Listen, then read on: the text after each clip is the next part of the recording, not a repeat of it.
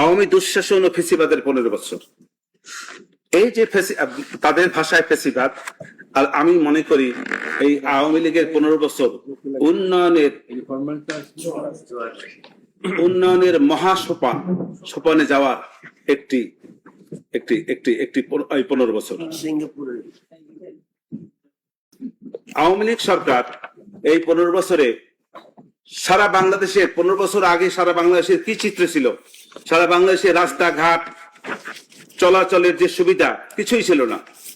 এই সরকার এসে এই যে মেট্রো রেল, পদ্মা সেতু, এলিভেটেড এক্সপ্রেস, এই যে কর্ণফুলী টানেল এবং সারা বাংলাদেশের প্রত্যেকটা জায়গায়, আমি তো বাংলাদেশের 22টা কিছু কিছু জায়গায় গিয়েছি, সেসব জায়গায় যে সমস্ত রাস্তাঘাট, যেসব উন্নয়ন হয়েছে, সে অভাবনীয়, অকল্পনীয় উন্নয়ন।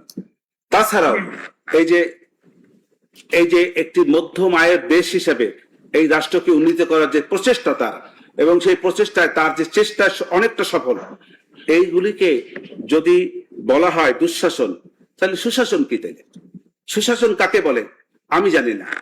রাষ্ট্র প্রশাসন পক্ষকে জানতে চাইতে ইচ্ছা করে আমার, তাহলে সুশাসন কি আপনারা বলেন? এগুলি কি সুশাসন নয়?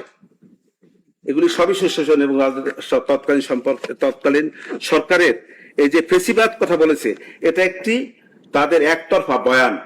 এই কথাগুলি বলে বলে একটি সরকারকে এই যে আজকের যে দুর্বিষহ পরিস্থিতির মধ্যে ফেলেছেন, এটাই তারই একটি পরিকল্পিত এই যে বয়ানের একটি অংশ।